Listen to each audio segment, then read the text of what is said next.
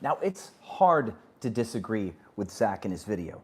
If you haven't seen the video yet, I put it down in the description. But Zac, he put a pretty nasty hit piece against the Airbnb market, which there's a lot of nuance here. But man, I 95% agree with this guy and his thesis. Really well researched. Really cool guy. I have to respond, and there will be a piece I don't agree with, and so I don't watch his content. So pardon me if I get something wrong or I say something there's already an answer to. Just correct me in the comments, my friends. But Zac Rios is saying that the Airbnb market is failing because of lack of consistency, negative guest experiences, and then even the Airbnb market itself is going sideways. He did mention scammy course sellers, even real estate people, like adjacent stuff like buying multifamily apartments, all the like, right?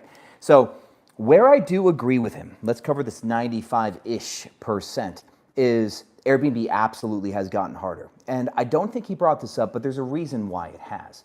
Now, Airbnb guests 15 years ago, right? They were the early adopter phase of the business. And markets have 4 cycles, right? Or any business model has 4 cycles. And that very early adopter phase is where you get people who are open-minded to do new stuff. And back then, 2012 to 16, to stay in an Airbnb was so counterculture that you didn't have to have a good Airbnb property. You just had to have something.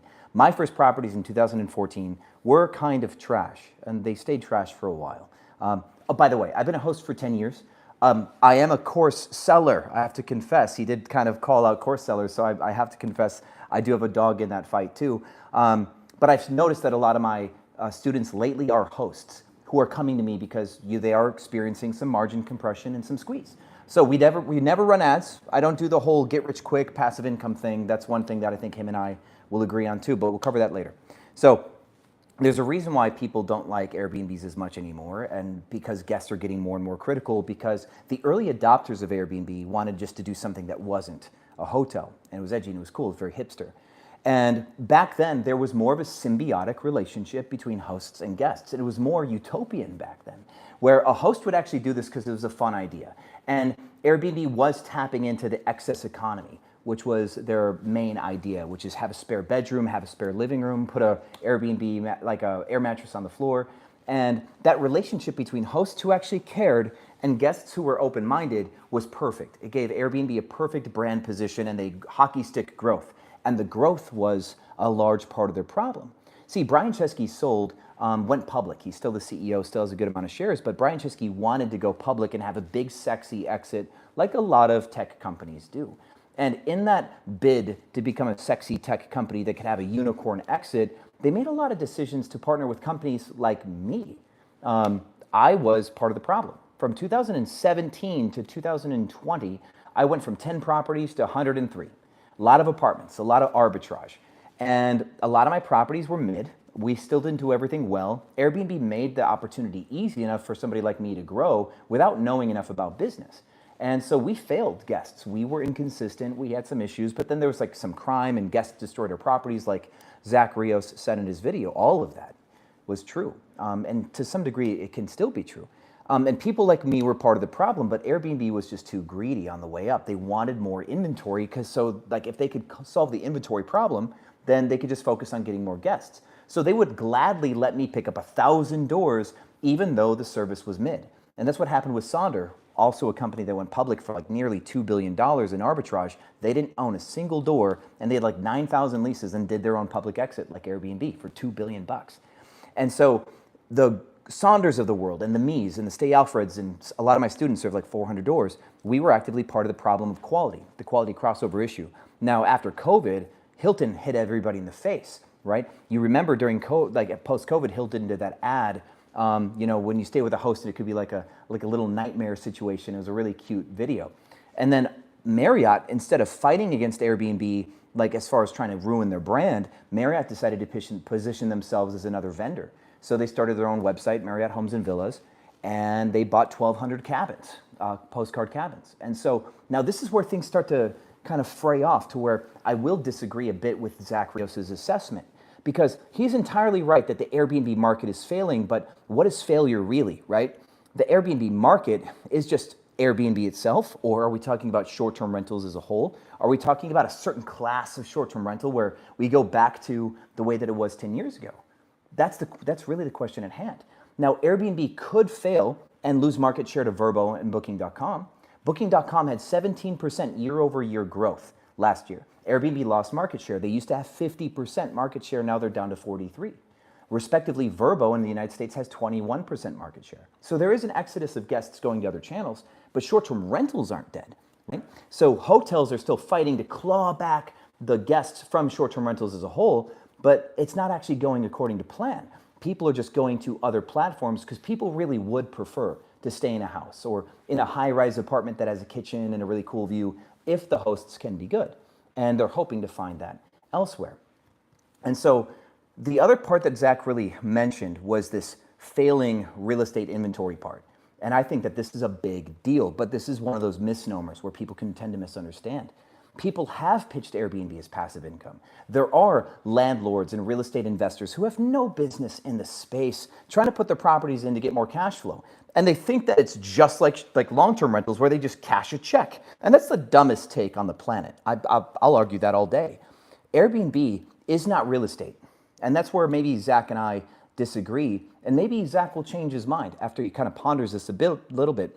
Airbnb uses real estate. It's real estate adjacent, right? But it uses real estate as much as a barber rents a building to do haircuts inside the building. Yeah, he has a rent payment or he owns the building, he has a mortgage, and he's attached to a location that he cuts hair, right? Hotels can rent their buildings too, right? There's a hotel downtown DC close to the White House that the company doesn't own the building. They'll never be able to buy that building, but they run a successful hotel out of it, right?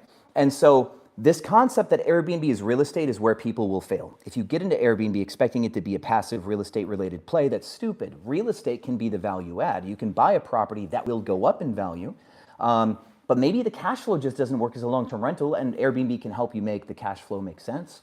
That would make sense too.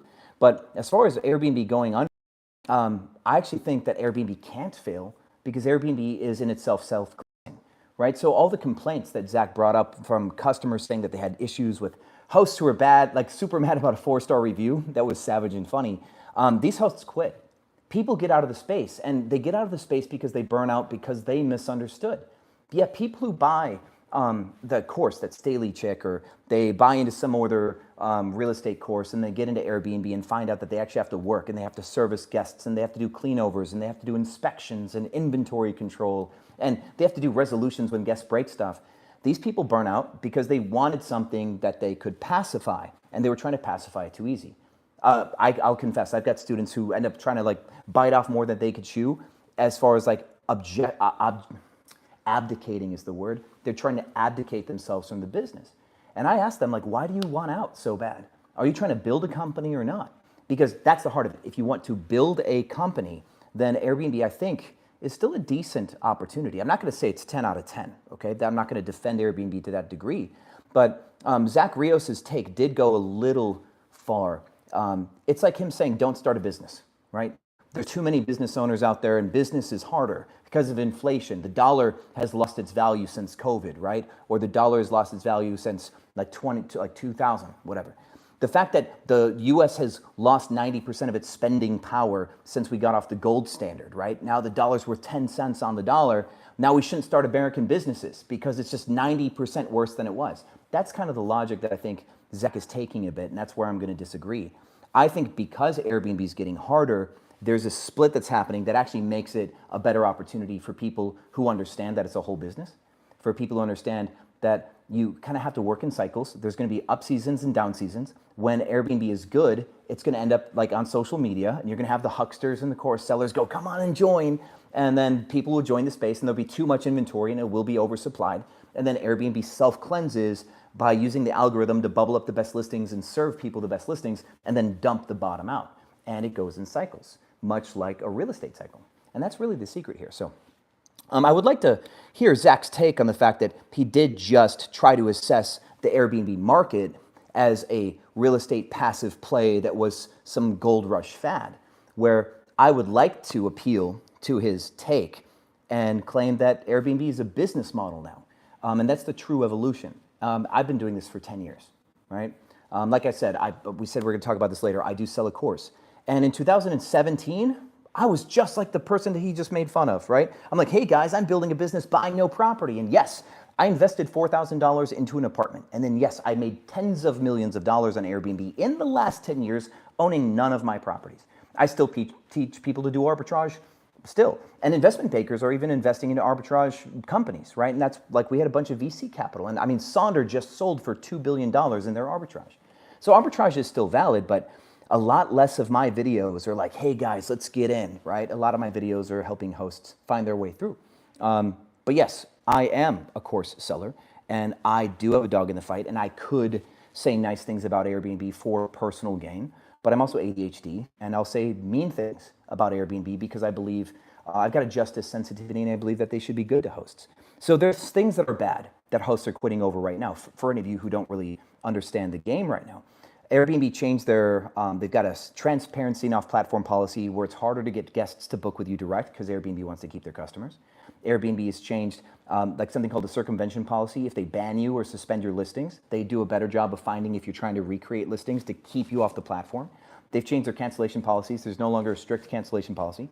Airbnb made a penalization that if you cancel on a guest, you get fined 50% of whatever you were going to make. So the guest gets a refund and you take a 50% whack to the face. Airbnb just changed their fraud chargeback policy. So if somebody uses a fraudulent credit card, hosts will have to pay for that. These are just a few of many changes that Airbnb has made since they've gone public, and stakeholders want to keep more of their money. Now, at the end of the day, Airbnb is still whatever that opportunity is, and you can grade it, scale of 1 to 10, right? My last industry was the newspaper industry. So compared to newspapers, which I also made more than $1 million a year in, Airbnb is easy street still, right? So newspapers being a 1, and I don't know if there's a 10 out of 10 business opportunity right now, right? Otherwise, I'd probably be doing that. But Airbnb is still over 5.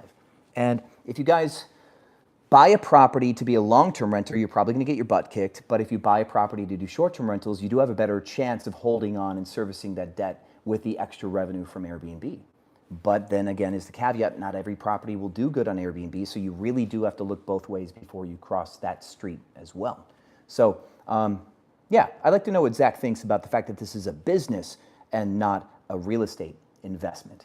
And he might even have a bit negative opinion since I sell a course, but I guess I have to welcome that too. But otherwise, I think the guy's a great dude. That was a really good video. Crushed it. And I do 95% agree with everything that he said. All the hardships are correct.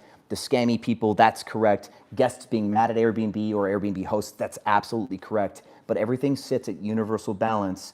And as people quit, hosts and guests alike, the nature of the industry changes. And the hosts that stick it out and adapt will survive. And the bad flushes out, and a new cycle will come in.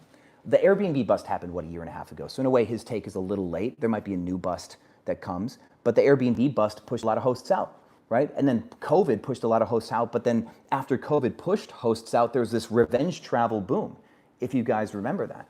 If our memory is so short, you guys missed that. Hosts made a killing in 2021 and 22, murdered it. And then everybody jumped in 2022 to 23, and then they got killed on the back end. They kind of like bought at the top. And so cycles happen. If we're going into another negative cycle, okay, I'll be here for it. I've been here for 10 years.